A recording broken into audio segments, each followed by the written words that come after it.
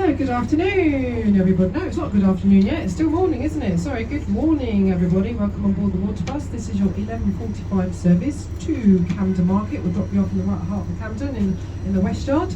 They should all be opening up by the time you get there. We're right by the food vendors, but don't just stay there. Do venture out. It's quite huge. Camden Market. It's quite a big area.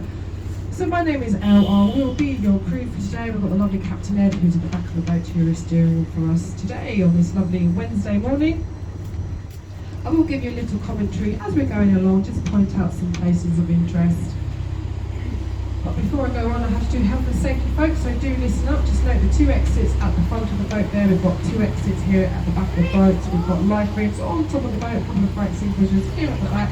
There is one also at the very front of the boat. I can ask you to please stay seated throughout your journey. I don't mind if you wanted to stand up, take a picture, but do sit back down again. You can obviously open the windows and slide them open. Just be careful with your hands and your heads outside the window. Don't hanging out the windows. And little children, please do not hang out the windows. Be very careful as we come up close to. So if you open the windows, you just lift up the little lid there and you slide the windows. Slide it. That's all right. There you go.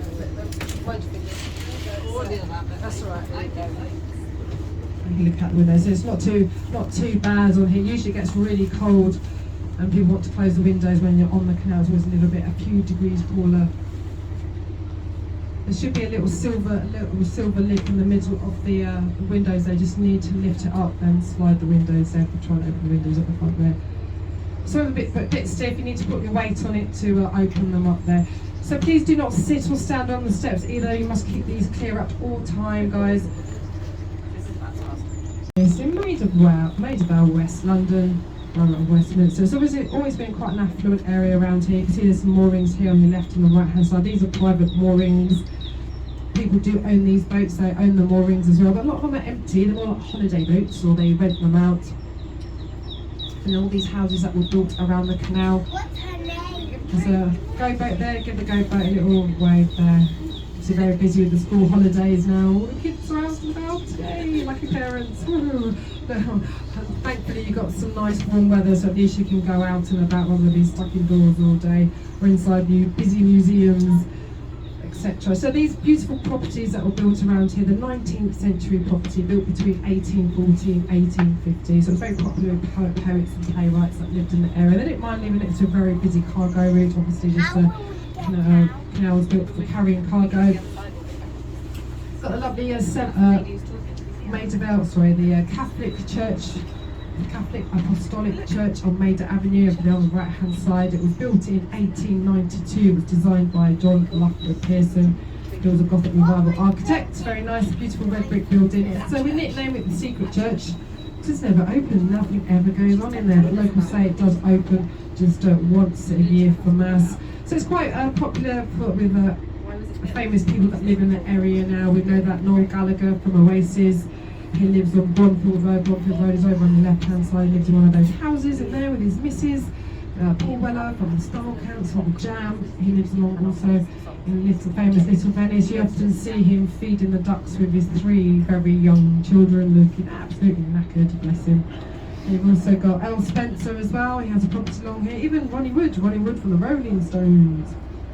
He has a property along here. He was actually spotted just before Christmas. But Ronnie Wood, his family, his history comes from the life of a family of bargees. They used to work on the canals.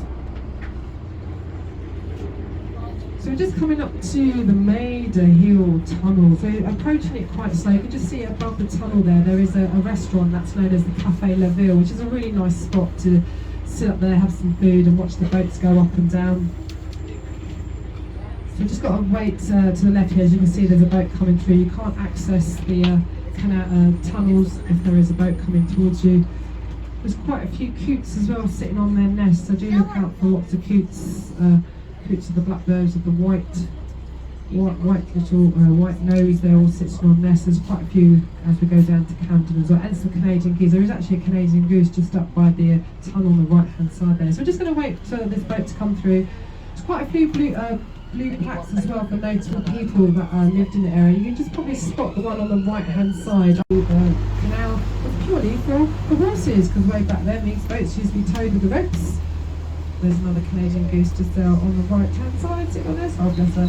So how did they get one of these boats through a tunnel with no tow bar, no horse, no engine? How did they do it? So what they used to do is you obviously used to untie the horses from the ropes, and one of the boaters would walk the horse over the top of the tunnel, and another two boaters will lay a plank of wood at the very front end of the boat there. They'll lay on their backs, and they'll literally walk the tunnel walls. This very long and hard technique was called legging. Legging the tunnel walls. So I never had the term leggings. That's where it comes from, legging the tunnel walls. When they leg it down to the shop's mum, that's where it comes from. Built in 1827. It's a Grade 2 listed property, designed by John Nash, who was an important architect in the 19th century. A few notable people lived in there, but the current owner of Hanover Lodge is, dare I say, is a Russian billionaire known as Andrei Korochenko. He bought it off Lord Bulgari back in 2012 for £120 million. The next properties you'll see next to Hanover Lodge on the right hand side, there's 6 of these. They all have a different classical design to them, but they're not that old.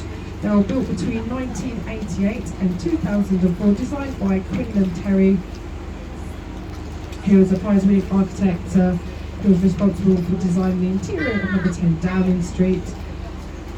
It was commissioned by the Crown Estate to build these. So Grove House is just coming up here on the left-hand side, just going past it now, guys. So Grove House is quite small compared to the very large garden. It used to have stables attached to it. It was built in 1822, designed by Decimus Burton, who was also a very important architect in the 19th century. He was responsible for designing parts of Hyde Park, some parts of Regent's Park, and this garden is on the land of Historic Register of Land and Gardens.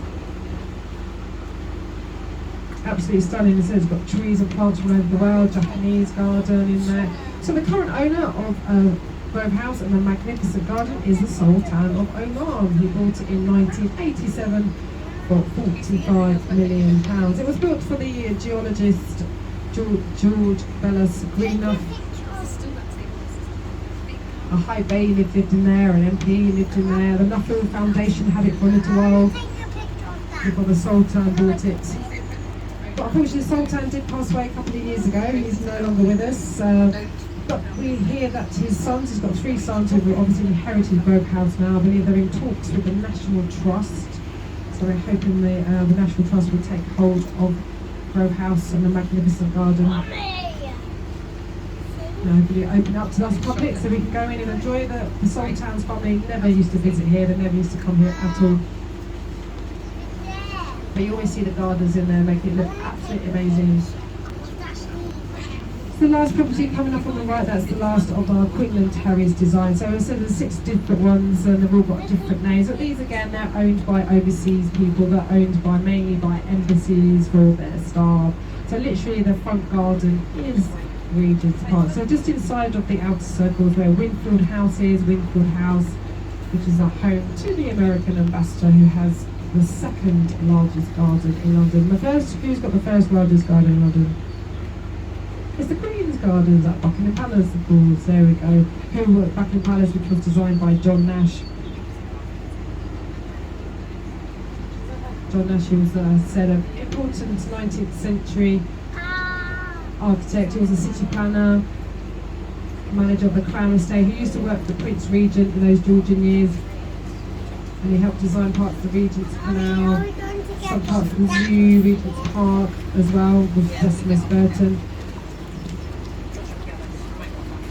So we're just on the outskirts of Regent's Park. So Regent's Park is on the right-hand side here, so just on the very outskirts of the park. Now originally when they wanted to build the canal, they wanted to build it right through the Regent's Park, but they decided no, it's going to be a bit too smelly, a bit noisy, so they decided to build it on the outskirts. So the canal, this part of the canal, the Regent's Canal, a bit of a late comer. They didn't start building it to 1810 and it was opened in 1820. It was only 10 years after that when the first trains started to run.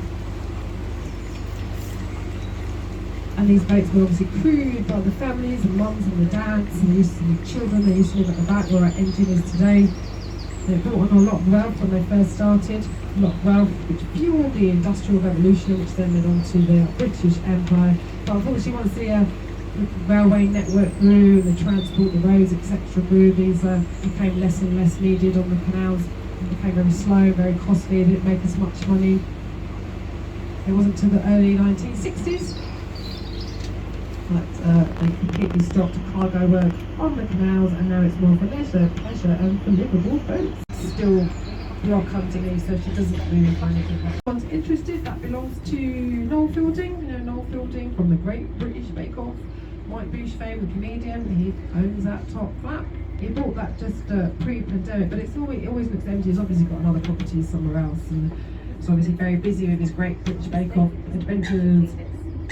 And there's another coot's nest just here on the right hand side on her nest there between the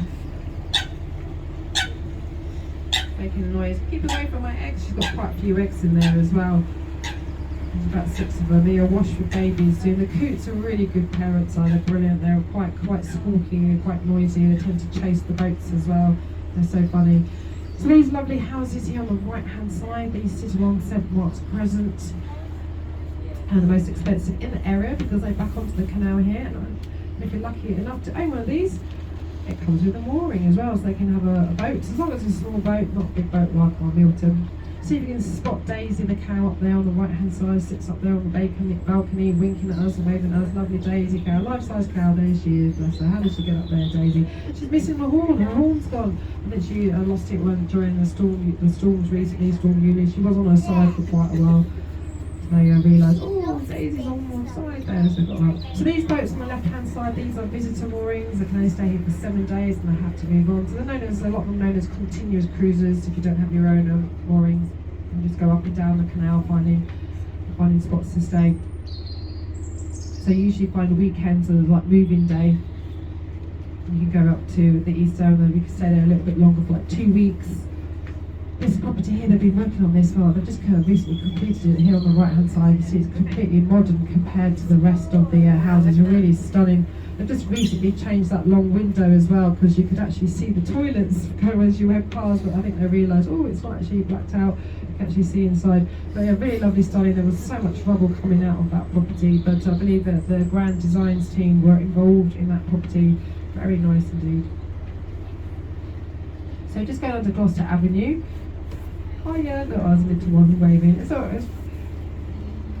We're very friendly down here on the canals. It's funny, we're more like wavy and smiley down here. When you're up on street level, everyone just ignores you. It's quite funny. So Gloucester Avenue, which is a nice street. It's got a nice pub up there called the Engine Room. It's got a really nice beer garden, nice houses. So we're getting really close now, folks. So we'll go past the Pirate Castle and we'll do a left into our wharf in the West Yard of Camden. Drop you off, let you loose. There's quite a few things going on for the Easter holidays as well. There is a flight at the top end of our boat there on the step if you fancy picking one of those up to go through around the Easter break. It's got quite a nice map of the Camden market as well, because it's quite huge. You think this is it where we drop you off, but do venture out. Just head over to the North Yard, the Stables Market, and head on to the High Street. You've got Buck Street Market, you've got Hawley Wall, go and check out Cyberdog. Modford and the Dr. Martens store, lots of independent vendors as well, some new ones as well that have just opened up, which is really nice. And there's loads of food places, so where we drop you off is some food, but it's not just there. Just head over to Asian Alley, Italian Alley. There's so much to eat, so much different types of food. Lots of places to have a nice drink as well. So this is the Pirate Castle just here on your right hand side where we saw that boat that was coming through the tunnel earlier on. This is where it belongs to. They've got another boat there as well, the Black Pearl. That's where they usually dress up as pirates, going up and down the canal, having lots of fun. Pirate Castle opened in 1966 by Lord St David. It was to get the local children to do some activities here on the canal. Well, there's another Canadian goose on the right there. She's just sitting on her nest on the corner by the Pirate Castle. That's the daddy there, just making sure no one comes next to her, protecting the nest. There she is on the right. Oh, bless her. She was there last year as well. So I wonder if it's the same one.